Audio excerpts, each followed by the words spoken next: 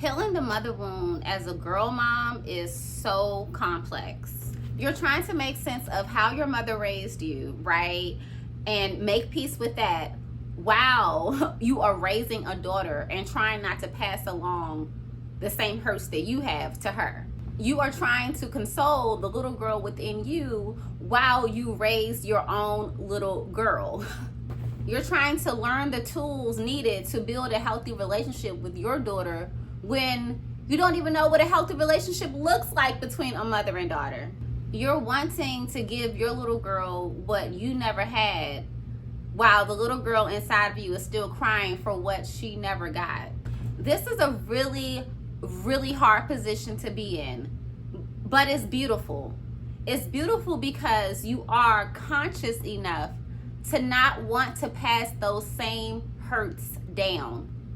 It's beautiful because as you mother your daughter, you are also mothering the little girl within. So she starts to get a different experience. Welcome to the Healing the Mother Wound as a Girl Mom series. I'm Coach Nicola Mai, and I'm the founder of Healing While Hustling. So I wanted to put together like a series on this station about healing the mother wound. It's a huge part of healing, especially in my life. And I wanted to have a discussion around this. I wanted to bring it to you all. I wanted to build community around really talking about the mother wound, especially as it relates to raising a daughter. It has taken me a lot to want to talk about this because it's a very sensitive subject. And I used to say, well, I'll talk about it, when my mom is no longer on this earth physically, right? But it's been something that's within me that I really have been wanting to talk about, especially as I have gotten to certain levels of healing. I decided to not wait until my mother passes. I decided to listen to my heart and open up the discussion because there's a lot of women, maybe you're one of them, that's hurting, that has a daughter, and you're really trying to figure out, how do I navigate this? I didn't have a healthy relationship with my mom. I didn't feel seen and understood and really loved by my mom. Maybe you didn't even really know your mom that well, right? Maybe your mom left. Maybe she neglected you emotionally. Maybe she neglected you physically. Maybe there was just things that she was going through and it made it really hard for her to show up for you in the way that you needed. We have to acknowledge it. It's important to acknowledge it so that you are not passing along the same things to your daughter.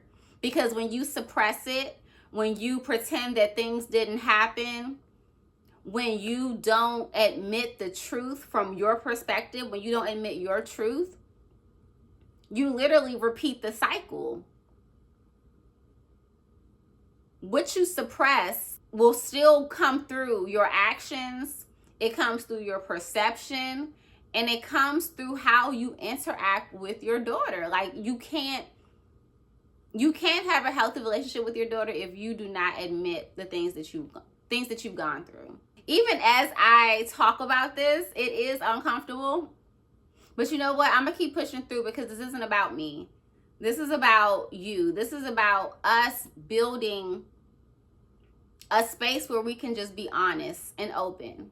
And I want to have a caveat. This is not to blame your mother for anything. This is not to shame your mom. This is not to try to, make your mom feel bad. This is literally about admitting your truth. And especially like in Black families, it's always, what happens in this family stays in this family. And you don't talk about your mom. You don't talk about things that happen. You don't make us look bad. You don't put this stuff out in public. You don't talk about it. Because if you do, it could be seen as disrespect. It could be viewed as like you don't love them, or you don't respect your mom, or you don't honor her, or you're not thankful or grateful for her even giving you life.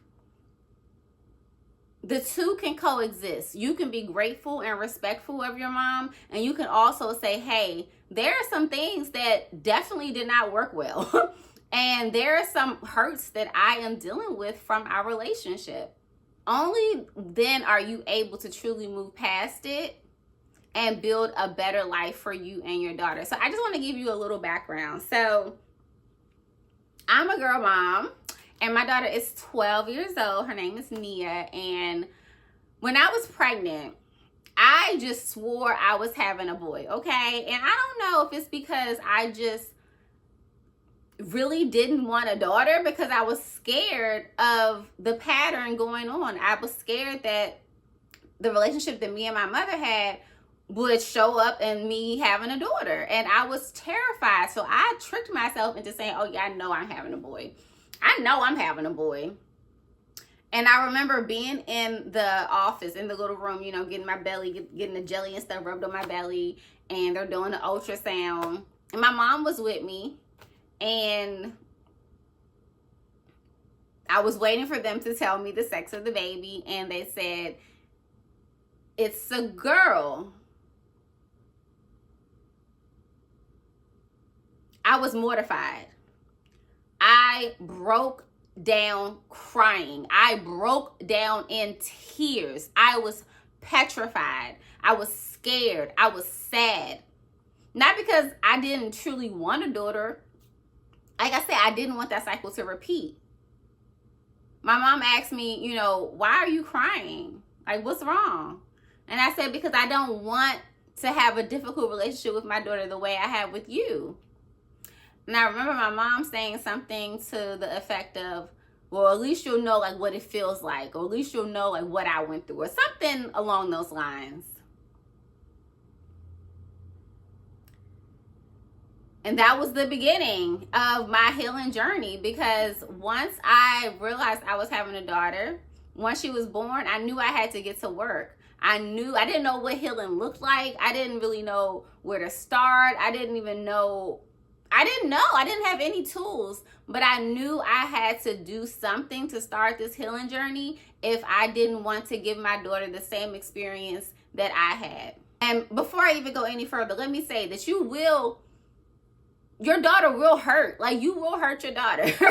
Your daughter will have wounds. Like, that's a part of the experience. Like, we are not perfect beings. But the thing is, you want to be aware of the things that you went through, so that you're not passing along the same hurts, the same wounds.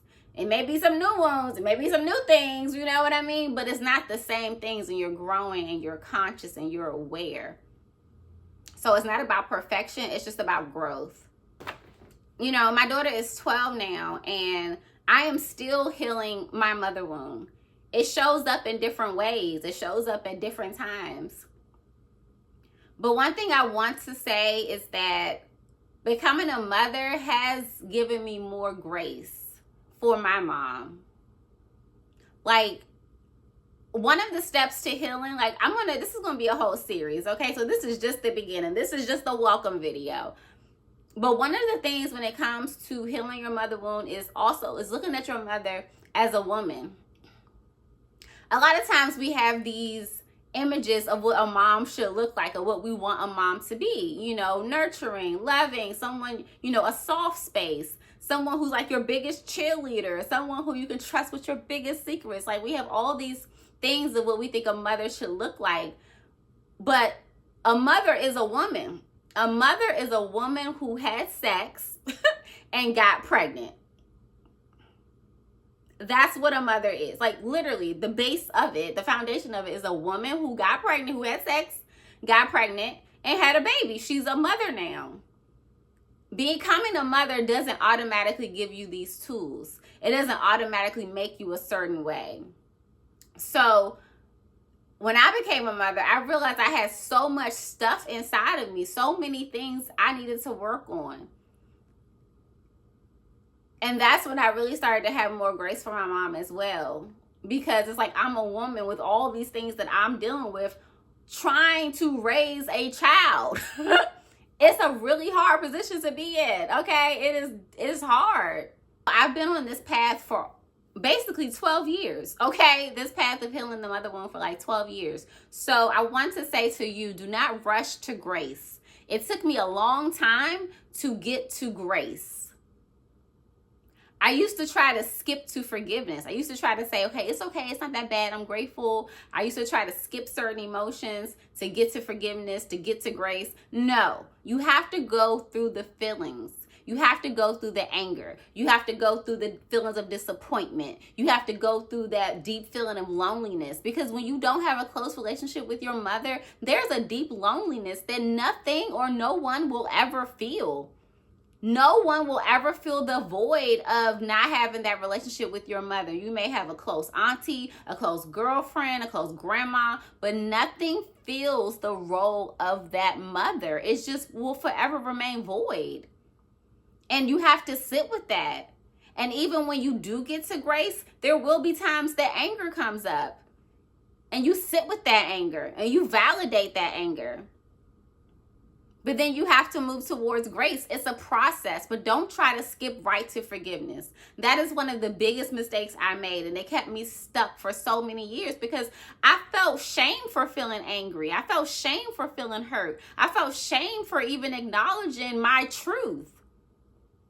But it was keeping me stuck. It was keeping me stuck. It was keeping me depressed. It was keeping me stressed. Illness was showing up in my body in certain ways because I kept suppressing. You have to give yourself the space to feel. So remember that, okay? You got to give yourself the space to feel. You got to be real in order to heal. There is no other way. But after going through years and years of doing the work, I am able to get to a space of grace. So yes, when I do get angry, when I do feel disappointment, I get to grace much quicker. I don't stay in anger as long because I'm able to work through it. But don't rush the process, because you literally have to learn how to mother yourself. I used to be very harsh with myself. Like, my language towards myself was very harsh. But once I did a lot of healing work, and I still have a long way to go, but once I did a lot of the healing work, I started to speak to myself kinder. I started to literally mother myself, act like my own mother. You know, days or times where I felt like my mom could have shown up differently or said something differently. You know, I talked to myself in a way that was nurturing. Because the thing is, the mother wound doesn't stop from when you're a child. You know, even when you grow into adulthood, like, that stuff is still there, especially if you are still interacting with your mom. That little girl still lives inside of you. And if you haven't been able to have the conversations, if you haven't been able to really be honest with your mom and share how the way she shows up and how it makes you feel, she's probably still doing the same things, right? And you just try to let it go. You just try to suppress it. Or maybe you get angry. Maybe you all have blowouts. Maybe it comes out in anger. But the thing is, you just keep going in these circles because you're still interacting with the same person who you're literally trying to heal from. So it's not easy. It is not easy at all. When you're constantly dealing with the same person who you are trying to heal from, it presents a different type of challenge. One of the most beautiful things you can do is really learn to give yourself what you need. So maybe you interact with your mom and she says something. Maybe you come to her and you open up about something and she just totally shoots you down. Feel your feelings. Feel your feelings. Go through what you need to go through. But see, what is it that you really wanted in that moment? Was it someone to show understanding? Was it someone to nurture you? Was it someone to give you kind words? What was it? Get really clear on that, and then see, how can you give that to yourself? Our relationships are teachers. I think our hardest relationships are our biggest teachers, if we allow them to be. Okay, so that's something that you can use today, okay, to start taking your power back. But healing in itself is not just like a one and done. Okay, healing from the mother wound is something that you will be doing for the rest of your life, because things will come up, things will trigger you. You may think that you're over something, but then you're triggered in a certain way and you're like, oh wait, hold up, I still have more work to do. And especially as a mother, because I can see that as my daughter grows, like, different things keep hitting my wound. Different things trigger me, and I realize, oh, okay, that's something I need to work on. That's something that I need to really sit with. I do think there are levels to it, But I don't think that you are just healed. You're not just like, I'm healed. That's not how life works. But know that you have the ability to get better. You have the ability to have a healthy relationship with your daughter. You have the ability to not have to pass down what has happened to you. So if you feel unseen, how can you begin to see yourself more? How can you begin to see yourself more clearly? Because what I've realized is that you cannot give to another person, especially someone as close to you as your child, if you have not given it to yourself first.